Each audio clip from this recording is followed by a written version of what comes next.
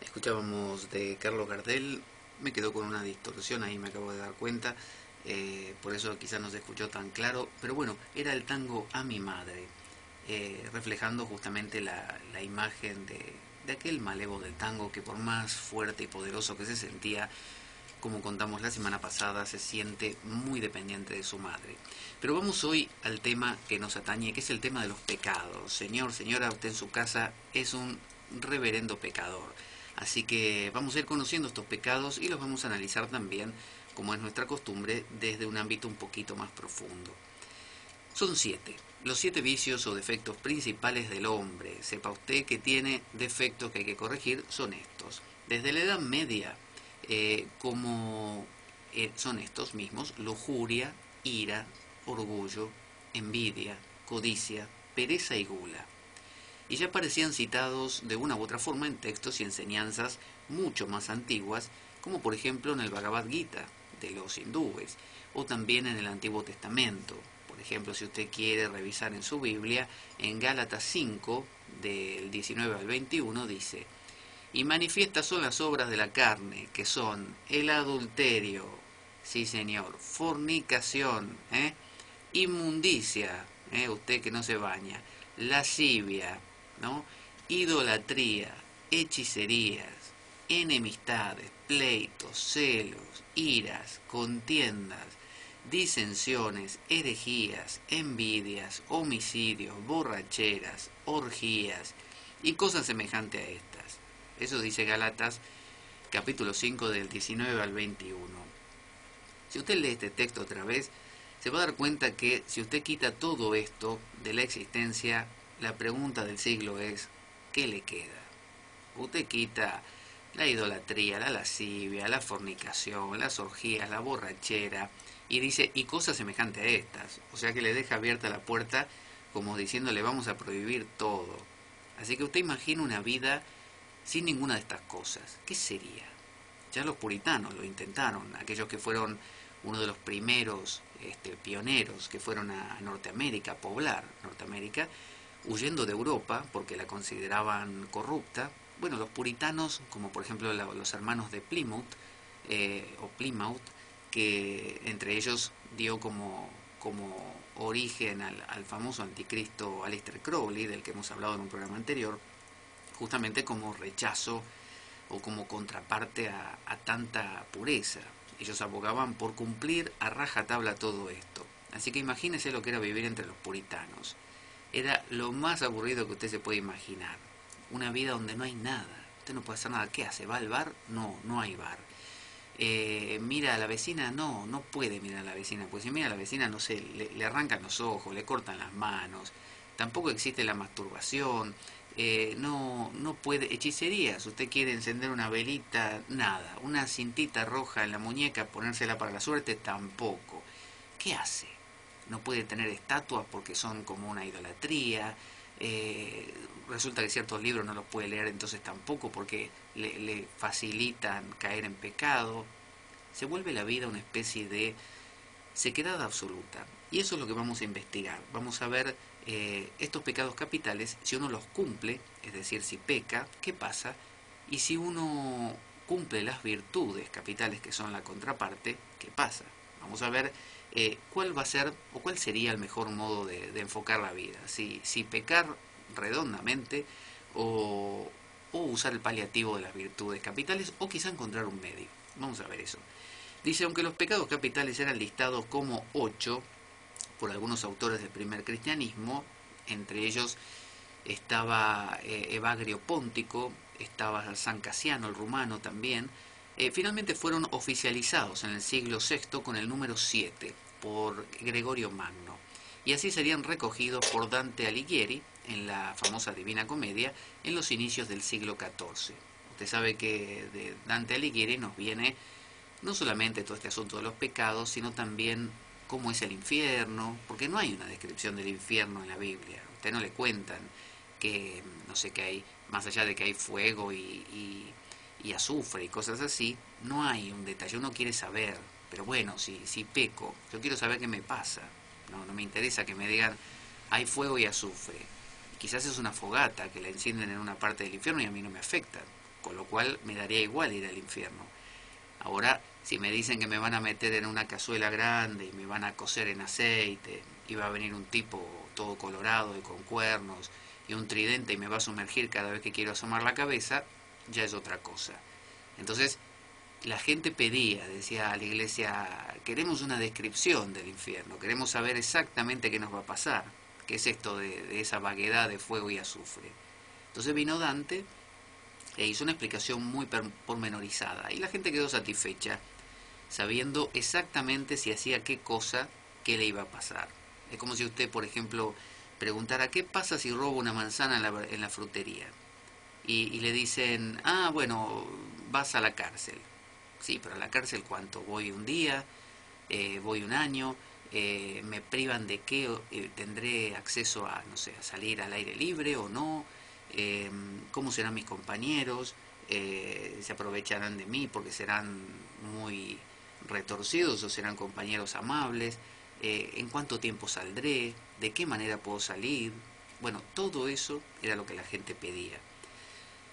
Así dice, además de ese libro del Dante, los 7 pecados capitales han inspirado las obras de muchos artistas a lo largo de la historia, como por ejemplo la célebre Mesa de los Pecados Capitales de El Bosco, adquirida por Felipe II de España, que como usted sabe era un ultra defensor de la fe católica, siempre se vestía de oscuro, era un tipo muy sombrío, muy seco, y que pretendía ser el estandarte de la cristiandad en contra del protestantismo. Entonces Felipe II la colocó en sus aposentos privados en el Escorial, del cual se cuenta que casi nunca salía, su propio hijo se burlaba de él por esto, así como los grabados también de Peter Bruegge, que no sé cómo se pronuncia, un alemán. Y ambos, Peter Bruegge y también El Bosco, han pintado cuadros realmente maravillosos donde expresan en figuras humanas cómo sería esa lujuria, cómo es el pecado de la lujuria y cómo serían castigados en los infiernos o purgatorios o premiados en los cielos. El hecho es que muchos de los pintores de esas épocas estaban mecenados por la iglesia. Entonces uno no podía pintar lo que quería, uno tenía que pintar siempre cosas religiosas.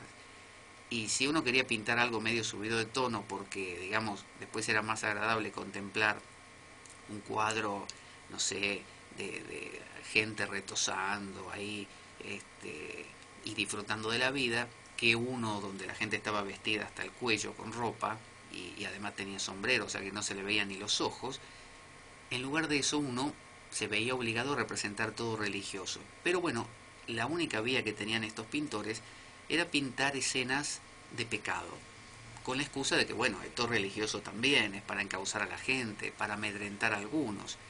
Entonces muchos de los cuadros tenían que ver con estos excesos, como mostrando a qué llevaban. Pero bueno, permitían que la gente se recrease la vista, digamos, viendo placeres, cosa que siempre es agradable. Dice el término capital, de pecados capitales, uno pensaría, bueno, capital, ¿qué es un pecado capital? Bueno, un pecado que uno hace en la ciudad de Roma o en la ciudad de Londres o en la ciudad de Madrid, en las capitales. Un pecado que uno hace en una ciudad secundaria de cualquier país no se considera pecado capital, ¿no? Se considerará pecado provincial, no sé. Pero no, dice el término capital no se refería exactamente a la magnitud del pecado, sino más bien a que daba origen a muchos otros pecados. O sea, cuando usted comete un pecado capital, no para, no para. Es como una catarata. Después quiere más y resulta que lujuria, que envidia, que ira, que codicia, y no para. Y cuando quiere acordar ya cumplió los 7 y sigue avanzando y va como a los 35. Entonces decía Tomás de Aquino que los pecados que comete un hombre son originados en un vicio capital como su fuente principal. Vamos a analizar estos vicios que recogió Dante en el Purgatorio. Uno de ellos es la lujuria. Si usted lo quiere pronunciar en latín, dirá la luxuria. Bueno, no sé cómo se pronuncia la X en latín, la verdad. Es usualmente considerada como excesos de naturaleza sexual. Dante en el Purgatorio se encuentra con los lujuriosos, ¿no? Imagínense qué divertido, que caminan abrazados por el fuego y por la sed. Ese era el castigo. Cruzándose unos con otros, que van en camino contrario, están los sodomitas también, que no eran necesariamente los habitantes de Sodoma, aunque de ahí deriva su nombre, que se entiende que son aquellos que tienen relaciones contra natura, para que usted entienda, con quienes se saludan besándose. Unos gritaban con todas sus fuerzas, Sodoma y Gomorra, eso decían, y los otros decían, en la vaca entró Pasifae para que el toro acudiera a su lujuria. Y después dice que se iban llorando en distintas direcciones. Así la pasaban ellos, así se divertían. Es decir, venían unos y gritaban, Sodoma y Gomorra, y los otros, como una contraseña, ¿no?, le respondían, en la vaca entró Pasifae para que el toro acudiera a su lujuria. Un poco larga, dirá usted, ¿no? Pero bueno, esa era la frase. ¿Se acuerda que Pasifae era la esposa del rey Minos, que pidió que le construyera a Dédalo una vaca de madera donde poder meterse con un agujero posterior para que ella pudiera poner ahí sus partes y el toro famoso, toro de Minos, pudiese fecundarla? Y de ahí salió el Minotauro, ¿no? Así que no pudo ocultar su pecado. Y esta es la visión de Dante, pero vamos a ver que la lujuria es mucho más que esto. Luego está la ira. Si usted lo quiere pronunciar en latín es más fácil. Ira, directamente, dice lo mismo. Y si alguien le pregunta, usted le dice, aclara, estoy hablándolo en latín, ira. Y si le preguntan, pero suena igual que en español, no importa, dice usted, pero en este momento es latín. Puede ser descrita como un sentimiento desordenado e incontrolado de molestia, enojo y odio. Como que uno no se aguanta, está ahí enfadado. Dante describe la ira como el disgusto, la irritación y la sed de venganza. No el hambre de venganza, la sed. Y se encuentra con almas que pedían a voces obtener paz y misericordia. Eran gente que, como habían sido iracundos toda la vida, pedían paz y misericordia, pedían tranquilidad. El orgullo, por otro lado, en francés, acá Conchita sabrá cómo se dice, que yo no, dice orgueil, no sé cómo se pronunciará, y la soberbia, del latín superbia. Por ejemplo, uno se quiere hacer el importante y cuando se encuentra con una persona muy arrogante le dice, tú eres un superbio, ¿no? Y el otro no entiende nada y se enfada más. Son propiamente sinónimos, el orgullo y la soberbia. Comprenden la altivez, la arrogancia, la vanidad y el engreimiento. El Dante cuenta que ve pasar un grupo de almas inclinadas humildemente bajo el peso de enormes piedras que transportan. Y luego da varios ejemplos de soberbia, como el de Luzbel, o sea, Lucifer, Saúl, el rey Saúl, el antecesor de David, Holofernes, que a ese no lo conozco. Luego está la codicia o la avaricia también, en latín avaritia. Es el apego a los bienes materiales y también ambición por bienes espirituales.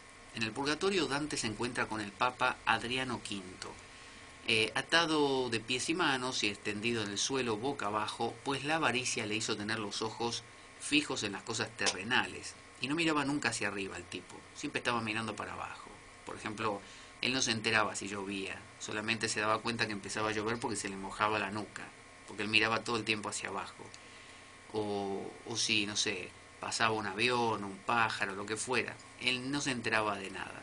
De hecho tenía la cara completamente blanca porque nunca le daba el sol. La envidia, en latín invidia, es desear algo que el otro tiene. Si uno se encuentra con alguien que es envidioso, que le anda mirando las cosas de uno lo primero que le tiene que decir es, vos sos un invidioso. Y el otro le va a corregir, no, se dice envidioso. Y uno le dice, no, porque yo lo hablo en latín, invidioso. Así que eres un envidioso, a lo tuyo.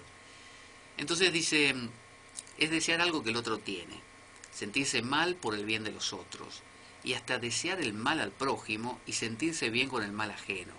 Es distinto a la avaricia. La avaricia es querer cosas, quiero más cosas y más, todas para mí. Pero la envidia no. La envidia significa, vidia es mirar, ¿no?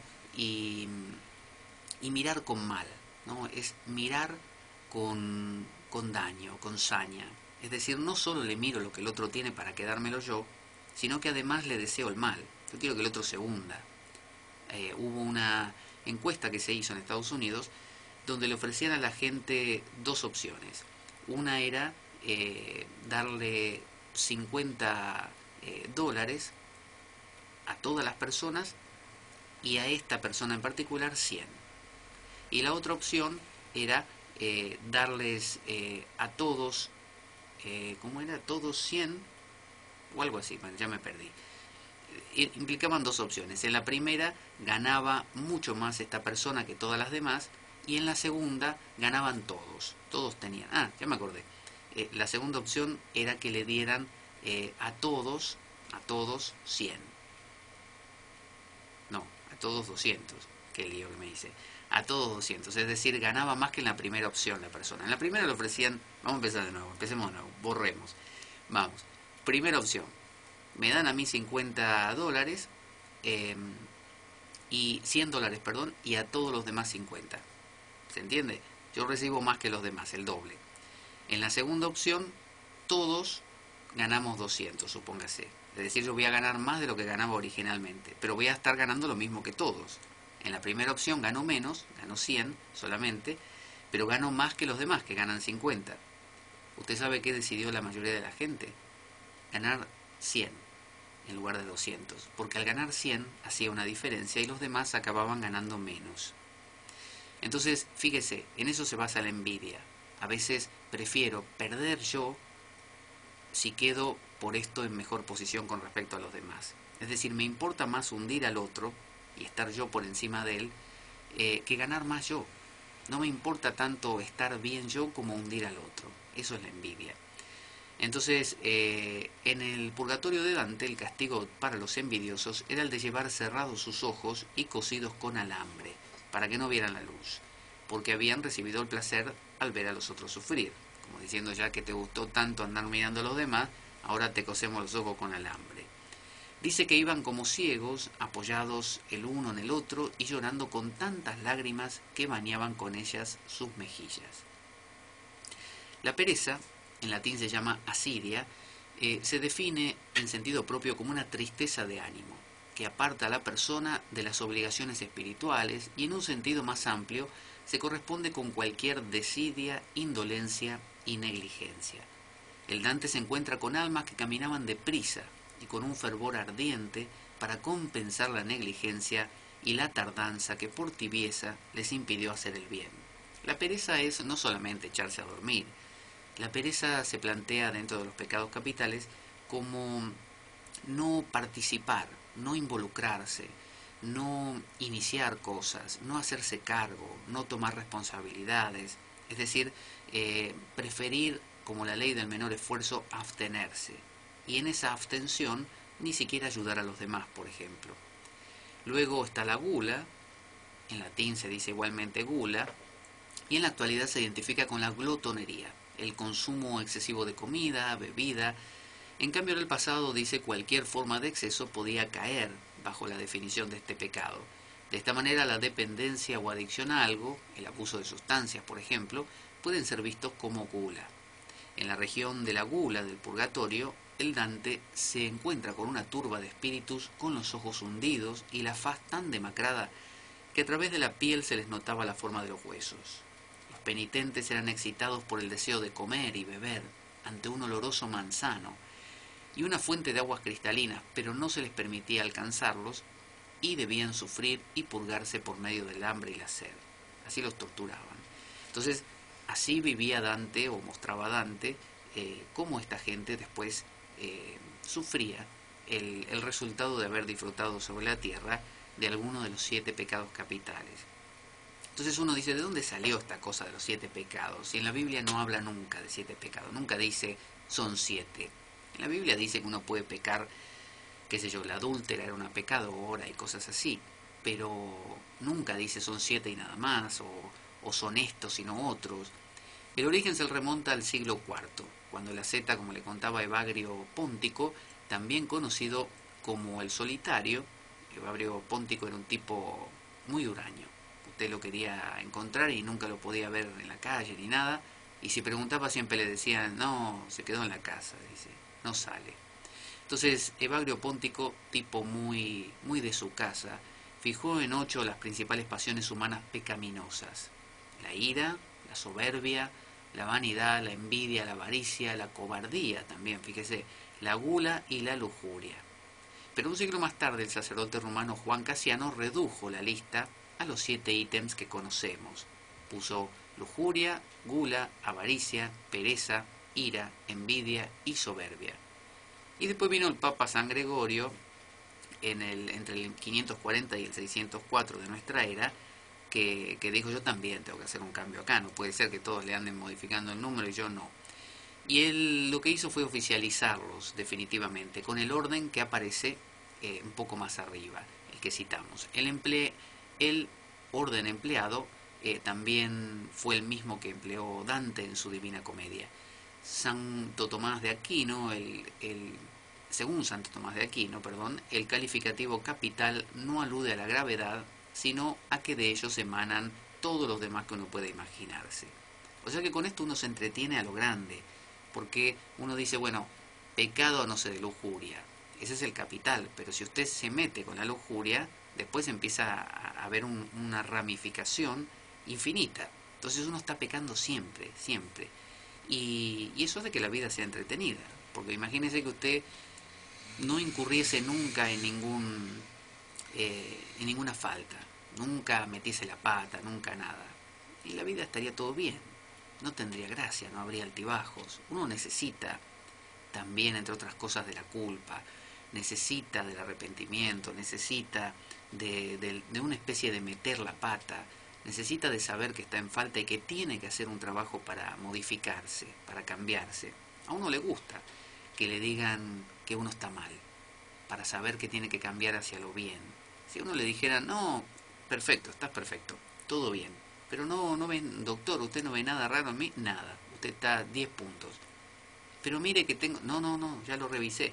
Acá la analítica da que usted está todo bien, no sé, el sistema circulatorio bien, el sistema óseo bien, todo bien. Entonces uno va al psicólogo a ver si puede encontrarle algo en la cabeza. Y el psicólogo le dice, mire, le hemos hecho el test psicológico y usted es una persona promedio, usted no tiene ningún problema de adaptabilidad ni nada, no tiene altibajos emocionales fuera de los normales, no tiene nada. Entonces uno, ¿qué hace? No sabe, necesita algo, necesita meter la pata. Entonces a veces hasta uno inclusive se mete en problemas voluntariamente, discute con alguna persona, para que así se genere una sensación de estoy en falta, metí la pata, tengo que cambiar. Entonces los 7 pecados capitales nos dan esa oportunidad de una manera servida en bandeja. Vamos a verlos nuevamente y vamos a analizarlos un poco más. Tenemos primero la lujuria, que es el más maravilloso de todos, porque uno piensa en la lujuria y piensa en el sexo, ¿no es cierto? Piensa en esos cuadros, como le digo, del Bosco y de otros pintores, de gente toda revolcándose, todos como aceitados por ahí, y en una cosa orgiástica, ¿no? Totalmente desenfrenada, al mejor estilo de Dioniso de la antigua Grecia, alcohol que fluye por ahí, sustancias adicionales, comida, bebida, pero no, la lujuria no es solamente el sexo. La lujuria, ¿sabe qué es? Es extravagancia, abundancia.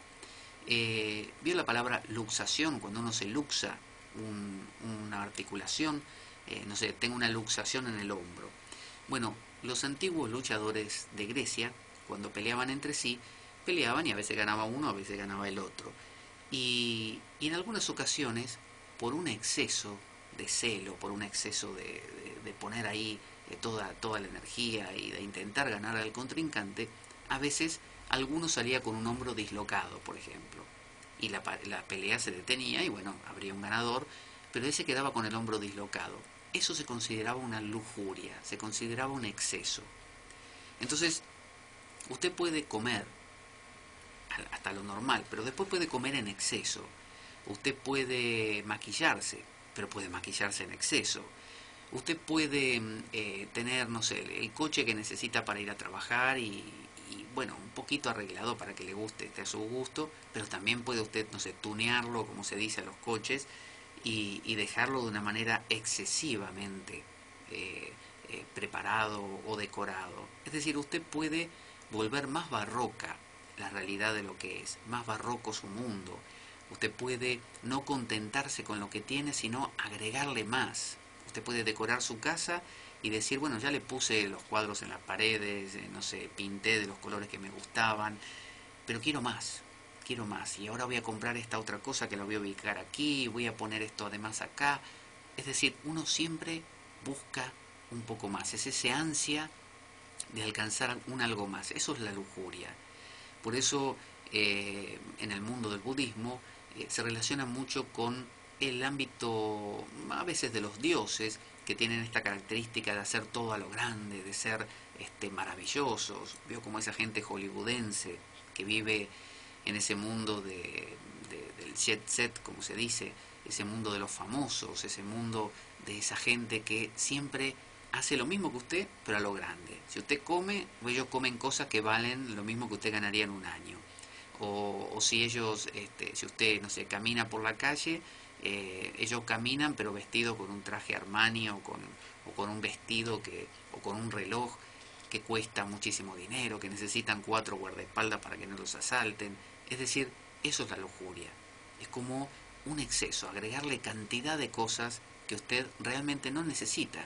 Ya con lo que tenía estaba bien, tenía todo cubierto y hasta tenía cubierta la cuota del placer de la belleza, de la estética. Pero esto es más, más. Es como decir, usted se quiere operar la nariz porque la tiene torcida, bien. Después lo tiene Michael Jackson, que de repente se operó, hasta que no les dio más. O sea, se operó todo lo que pudo. Eso es lujuria.